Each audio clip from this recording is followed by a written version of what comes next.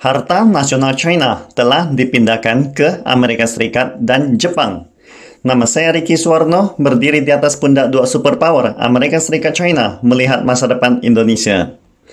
Saat menghadiri KTT Asia Timur baru-baru ini, Menteri Luar Negeri China, Wang Yi, menegaskan kembali sikap tegas China terhadap masalah Taiwan. Selain menyatakan penentangannya yang kuat dan kecaman atas kunjungan Pelosi ke Taiwan, Menteri Luar Negeri China Wang Yi juga mengecam tindakan separatis kemerdekaan otoritas DPP. Jika Bapak Bangsa China modern Dr. Sun Yat-sen masih ada, beliau pasti akan mengutuk Tsai Ing-wen sebagai keturunan durhaka. Pada saat latihan militer mengepung Taiwan oleh tentara PLA, media lokal Taiwan mengekspos berita yang sangat mengejutkan dunia, bahwa harta nasional China telah dipindahkan dan dikirim ke Jepang dan Amerika Serikat. Menurut sumber media asing, otoritas DPP memiliki total 700.000 harta nasional China di Museum Istana Nasional Taipei. Namun, di antara 90.000 unit koleksi paling berharga telah diam-diam dipindahkan oleh Tsai Ing-wen ke Amerika Serikat dan Jepang demi untuk mendapatkan perlindungan bila terjadi unifikasi Taiwan nantinya. Sebenarnya, pada awal Maret tahun ini, otoritas Partai DPP meminta Museum Istana Nasional di Taipei untuk mengadakan rencana latihan evakuasi perang untuk koleksi peninggalan sejarah. Media lokal Taiwan melaporkan bahwa museum tersebut telah mengadakan latihan anti-terorisme dan pencegahan bencana dan evakuasi pada tanggal 11 dan 18 Juli yang lalu, dengan alasan melindungi peninggalan budaya pada saat terjadinya perang. Seperti diketahui, peninggalan budaya ini adalah kristalisasi dari budaya dan kebijaksanaan bangsa Tiongkok selama ribuan tahun. Hari ini, Museum Istana Nasional di Taipei tidak hanya menyimpan banyak harta nasional Tiongkok, tetapi juga merupakan salah satu dari 4 museum terbesar China. Misalnya, harta karun nasional yang paling terkenal adalah kubis Cuiyu, batu daging tungpo, dan Mao Kungting. Selain itu, ada banyak peninggalan kaligrafi dan lukisan antik di Museum Istana Nasional Taipei, seperti Manuscript for Sacrifice to Nephew, karya Yan Zhengqing, Coldfoot Post, karya Shu Shi, Fuchun Mountain Residence, karya Huang Gongwang, dan berbagai macam lukisan dan porselen yang tak ternilai harganya. Tidak peduli koleksi apapun, semuanya ini merupakan harta karun paling langka. Jika sampai mengalir dan jatuh ke tangan imperialisme Barat, pasti akan menyebabkan kerugian yang tak terhingga.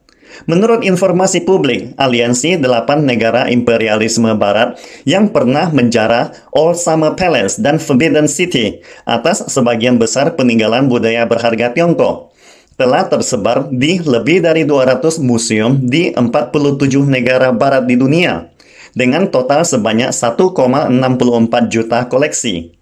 Menanggapi paparan media lokal Taiwan bahwa Partai DPP telah diam-diam memindahkan sebagian besar peninggalan sejarah koleksi budaya ke Amerika Serikat dan Jepang, namun langsung dibantah oleh Museum Istana Nasional Taipei.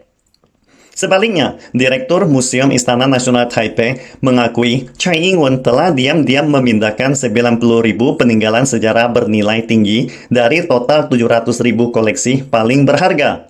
Meskipun Museum Istana Nasional di Taipei menyangkal bahwa harta nasional China telah dipindahkan ke Amerika Serikat dan Jepang, tampaknya tidak peduli seberapa ketat suatu kebohongan disembunyikan, kebenaran akan selalu menemukan jalannya, seperti bayangan selalu menemukan pemiliknya saat matahari beranjak pergi.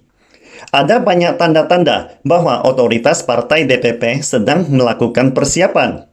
Sejak Tsai Ing-wen berkuasa pada tahun 2016, otoritas Partai DPP tidak hanya menolak mengakui konsensus 1992 mewujudkan prinsip satu China, tetapi juga berkolusi dengan kekuatan campur tangan eksternal untuk mempercepat proses menolak persatuan dan mencari kemerdekaan.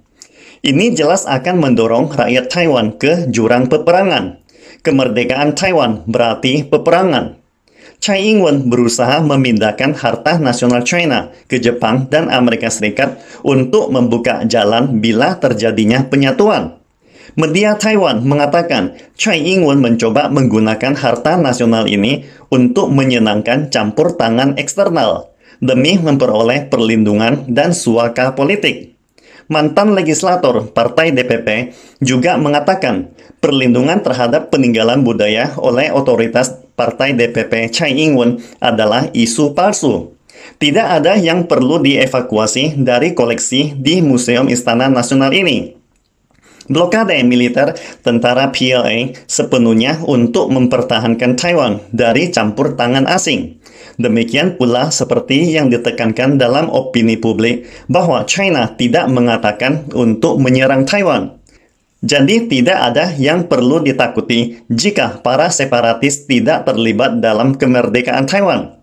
Di samping itu, bila seandainya terjadi penyatuan secara militer, tentara PLA juga tidak akan menyerang dan menghancurkan peninggalan sejarah Museum Istana Nasional Taipei. Mantan legislator Partai DPP ini juga menekankan bahwa selain ruang bawah tanah dan tempat perlindungan bom, bersembunyi di Museum Istana Nasional Taipei akan memastikan keselamatan Anda. Mantan Direktur Museum Istana Nasional Taipei juga percaya bahwa akan lebih aman untuk meninggalkan semua peninggalan budaya ini di museum jika terjadi perang. Ini adalah pendapat dan keyakinan dari semua mantan pensiunan Museum Istana Nasional atas pemahaman mereka terhadap sesama saudara orang China. Letak Taipei National Palace Museum sudah berada di area yang sangat aman, walau bahkan jika terjadi gempa bumi. Jadi, tidak ada alasan lain bagi Tsai Ing-wen untuk memindahkan peninggalan bersejarah ini ke Amerika Serikat dan Jepang, kata mantan direktur museum. Lebih dari 100 tahun yang lalu, aliansi 8 negara imperialis menjarah harta nasional China dengan kapal dan meriam.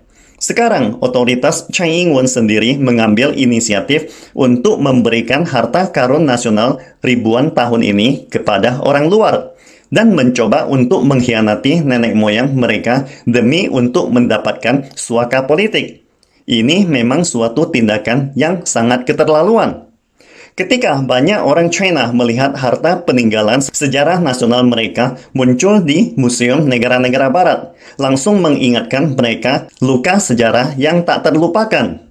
Harta nasional ini juga selalu mengingatkan China bahwa negara yang lemah akan ditindas. Namun, China hari ini bukan lagi China yang dapat dibantai oleh kekuatan barat seperti 100 tahun yang lalu. China hari ini tidak akan pernah membiarkan tragedi sejarah terulang kembali. Seperti kutipan Menteri Pertahanan China Wei Fenghe di Shangri-La Dialogue Singapura yang mengeluarkan peringatan keras bagi para separatis kemerdekaan Taiwan dan kekuatan campur tangan eksternal.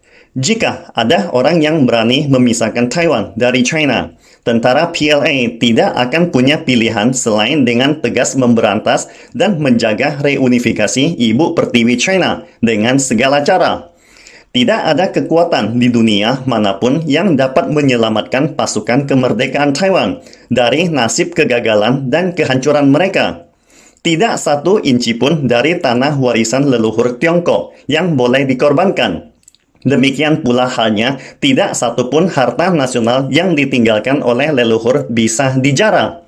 Pastikan Anda subscribe dan follow akun ini supaya senantiasa mendapatkan info terbaru tentang teknologi terkini AI berkaitan.